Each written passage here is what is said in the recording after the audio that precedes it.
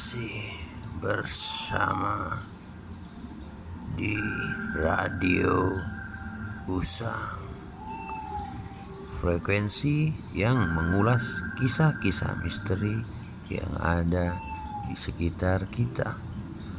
Jangan lupa padamkan lampu, nyalakan lilin, kita ngepet lagi. Kali ini saya akan mencoba mengangkat kisah misteri yang berjudul Jerat Syahwat Penunggu Keris Pusaka.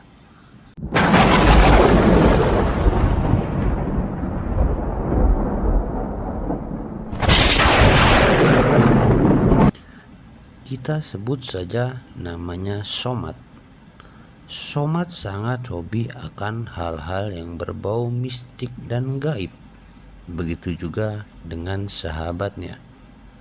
Dibandingkan hobi kebanyakan orang yang sok ngerti ngomongin politik, sok paham ngurusin kebijakan pemerintah, jelas hobi Somad terbilang langka. Ya, aneh memang, hampir semua orang tidak percaya, bahkan takut berurusan dengan setan. Lah, mereka malah bisa ngebahas setan dan mistik sampai berjam-jam. Berawal dari salah satu sahabatnya yang sedang main ke rumahnya. Biasalah rutinitas bapak-bapak gabut, ngopi, ngerokok, yang pasti sambil ngobrolin masalah gaib. Sedang asik-asiknya ngobrol, teman Somad yang bernama Ajis merogoh dompetnya di depan Somad. Somad hanya melihat saja. Tak lama dilihatnya, Ajis sudah mengeluarkan keris kecil dari dalam dompetnya. Mat, lo mau nggak megang keris ini? Keris apaan? Ini keris sakti, Mat. Kirain lu ngeluarin dompet buat bayar utang lo sama gua. Sabar atuh, Mat, awal bulan. Ajis pun kemudian mengalihkan pembicaraan hutang ke arah obrolan masalah keris lagi. Seriusan, lo mau nggak megang nih keris? Emang apa gunanya tuh keris? Keris ini bisa buat yang memakainya disukai cewek. Somad tidak langsung menjawab. Dia terdiam sebentar sambil berpikir. Kenapa nggak lo aja yang pegang? Nggak kuat megangnya gua, Mat. Tiap malam badan gua gatel-gatel. Mungkin sosok penunggu keris ini nggak berjodoh dengan gua. Kalau lo mungkin cocok, Mat. Ya udah coba gue pegang. Tapi kalau nggak cocok gue pulangin lagi ya. Ya udah. Tak lama kemudian Ajis pun pulang karena malam sudah semakin larut.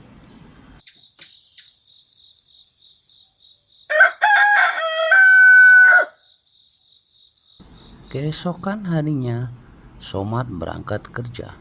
Dipegangnya keris kecil itu, antara percaya dan tidak percaya, akhirnya dimasukkan juga keris itu ke dalam dompetnya. Dan ternyata keris itu memang sakti. Teman-teman sekantornya, terutama yang wanita, mulai menaruh perhatian lebih kepada Somad. Halo sayang. Entah perasaannya saja atau tidak, di lingkungan tempat tinggalnya pun banyak perempuan melirik dan salah tingkah di depan Somad. Jangankan janda ataupun ibu-ibu, nenek-nenek epeot pun genit di depan Somad. Namun Somad bukanlah seorang lelaki bejat. Kalian pasti sudah membayangkan pikirannya enggak. Kalian pasti menebak Somad akan menjadi playboy cap botol yang bertualang meniduri satu wanita ke wanita lain.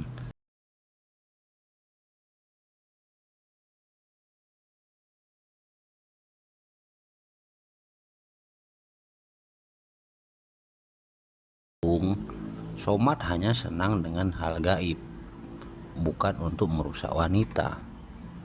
Ternyata di balik keampuhan keris itu, karena terdapat sosok penunggunya, yaitu sosok gaib perempuan cantik berbaju putih dan berambut panjang terurai. Dan ternyata sosok gaib itu menyukai Somad. Dan disinilah awal mulanya teror yang dialami oleh Somad.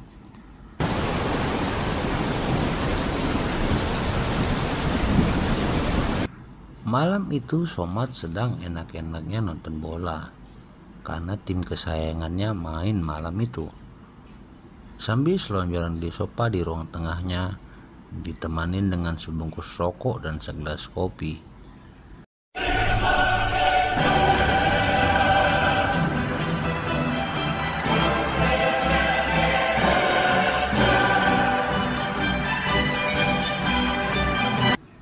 Ya, karena istrinya sudah dari tadi tertidur sehabis pulang dari arisan ibu-ibu sosialita.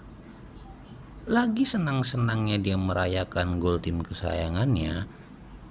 محمد صلاح جول ام لا صلاح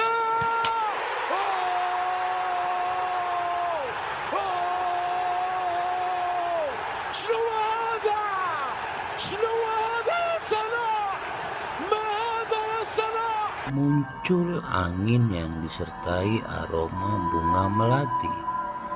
Dia pun langsung duduk dan mencoba mencari asal aroma itu. Sedang sibuk dia mencari asal aroma itu, tiba-tiba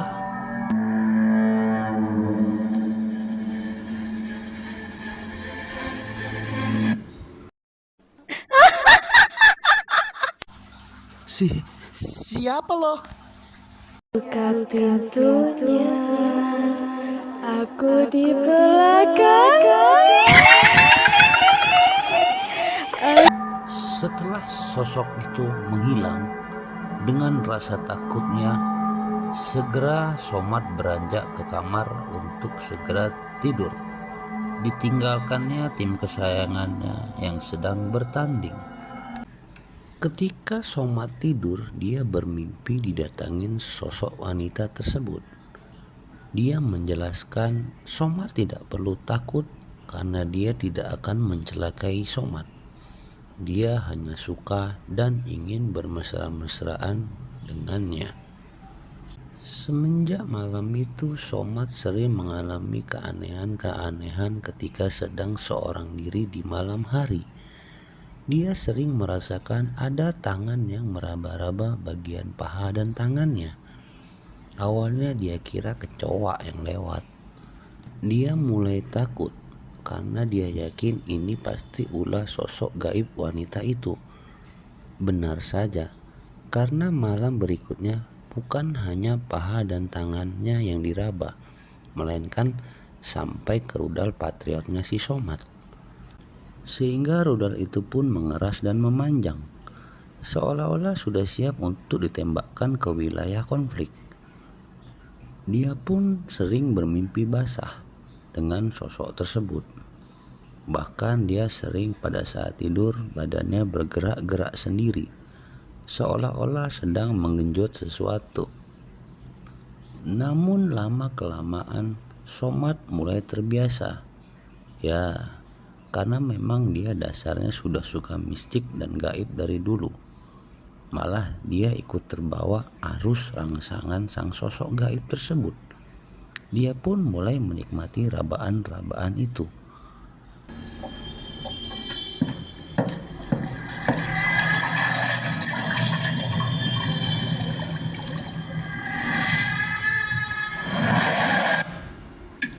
Sampailah di malam itu, pada saat tengah malam,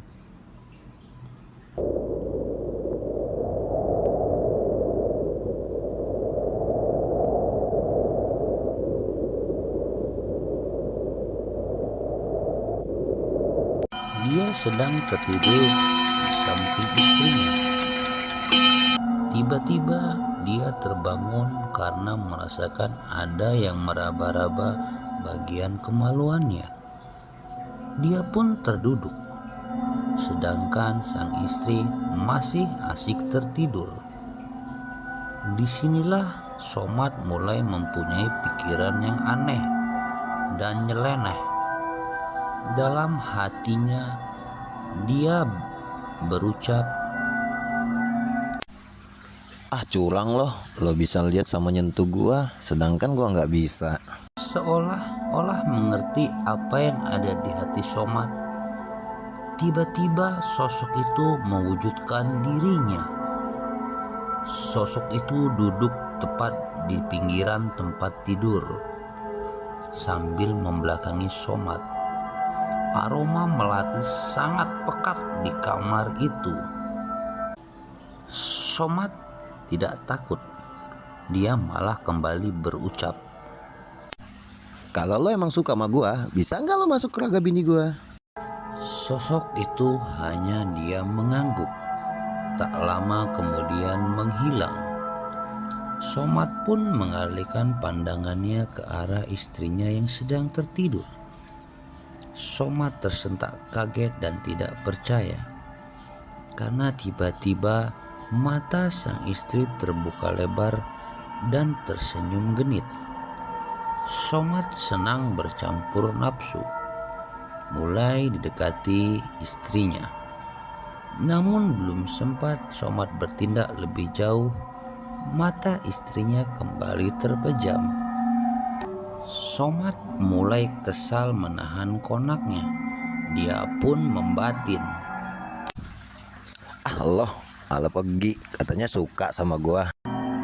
Sosok itu pun menjelaskan dia tak mampu menembus raga istrinya, dikarenakan istri Somad memiliki benteng yang kuat sekuat benteng Takeshi. Tak lama kemudian aroma melati itu hilang seperti terbawa angin. Somad pun kembali merebahkan badannya dan tak lama pun dia tertidur.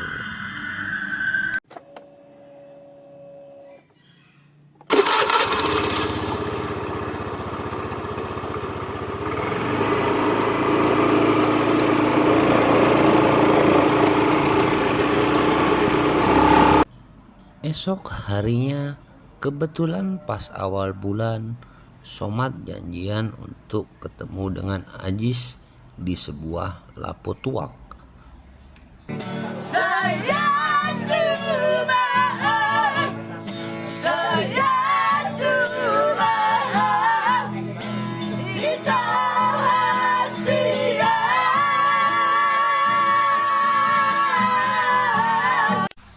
Nih keris lo, gua pulangin. Kenapa emang ya? Nggak apa-apa, males aja gua megangnya, takut musrik. Ya udah sini. Sambil memasukkan kerisnya ke dalam dompet, Ajis mengambil uang pecahan 100-an dan diserahkan kepada Somad. Ini gue bayar setengah dulu ya utangnya, setengahnya lagi awal bulan. Kusut. Akhirnya mereka pun berpisah. Semenjak keris itu dipulangkan, kejadian-kejadian aneh sudah jarang terjadi. Tapi terkadang di malam-malam tertentu, rabaan itu masih dialaminya. Ya, mungkin itu yang namanya terlanjur cinta, susah untuk move on. Sekian cerita dari saya. Sampai jumpa di cerita misteri yang lainnya.